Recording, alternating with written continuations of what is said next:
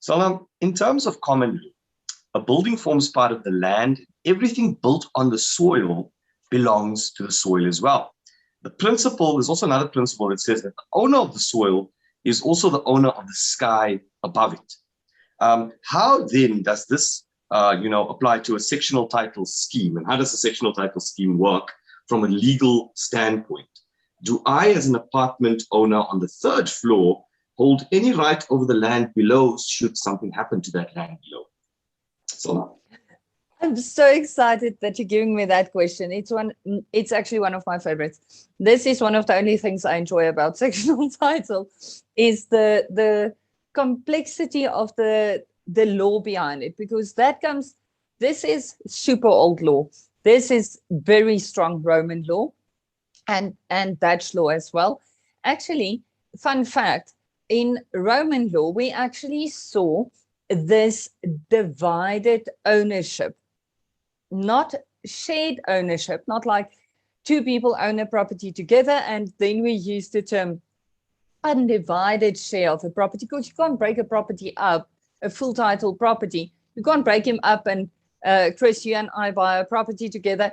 I own this side of the property, you own that side of the property. You can't own a full title property like that. However, the Dutch guys came in and they actually came up with a slightly more defined way of doing it than the Romans.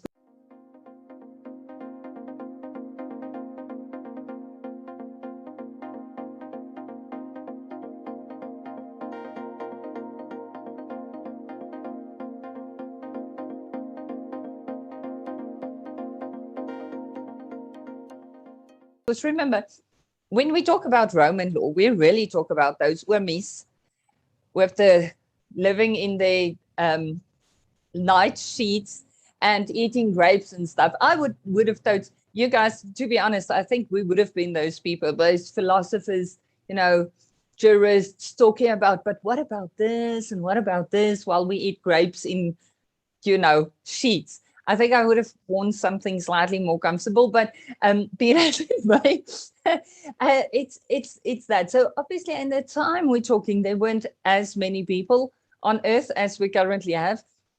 And so in Roman law, it wasn't so important. But however, if you think back on Roman kind of structures, the buildings were built bigger and slightly shared ownership on one piece of land, and they started developing it.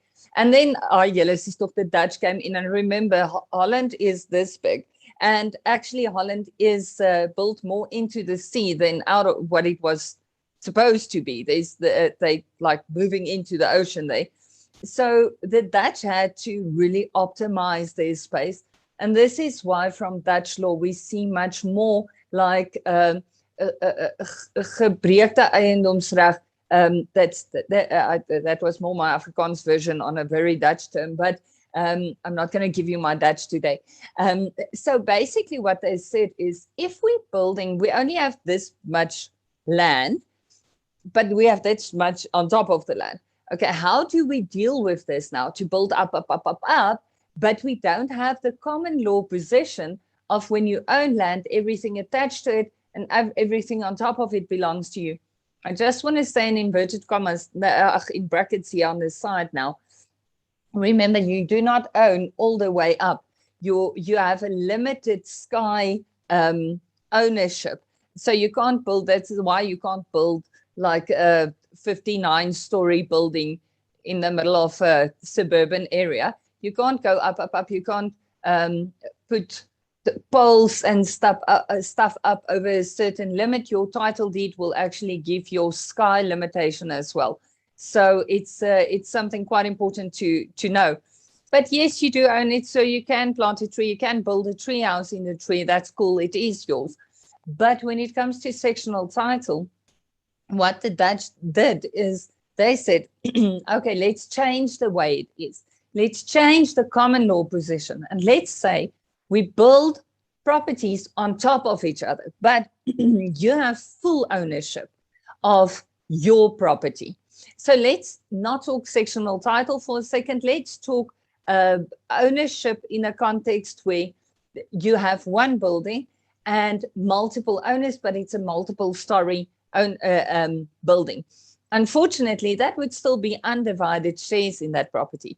The only way we can break ownership up is in a form of sectional title, and that is from the Sectional Titles Act, which only came into our law very recently. 1971 was the first time. It was promulgated only in 1973, which was like basically yesterday.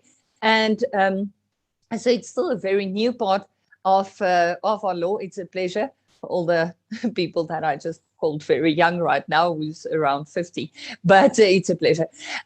So the reason why that's important is you still have full ownership of that property, but in sectional title, you have limited freedom. So you have, remember always when we talk about the right of ownership, we say you have this full collection of rights.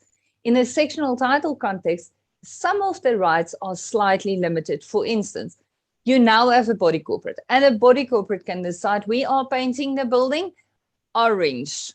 Personally, I love orange. That's, my firm's color, but I wouldn't want to live in an orange building. But if the majority of the body corporate votes for an orange building, now you live in an orange building. That is limited rights. If you want to paint yours a slightly more appropriate color, cool, but you can't do that because you've chosen to take advantage of this multiple ownership on one piece of land, but you gave away some of your rights for the benefit of having this shared and joint ownership.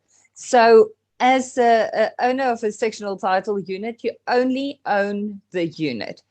Even the land would be either common property or exclusive use areas, but you don't own that in the full sense of property ownership.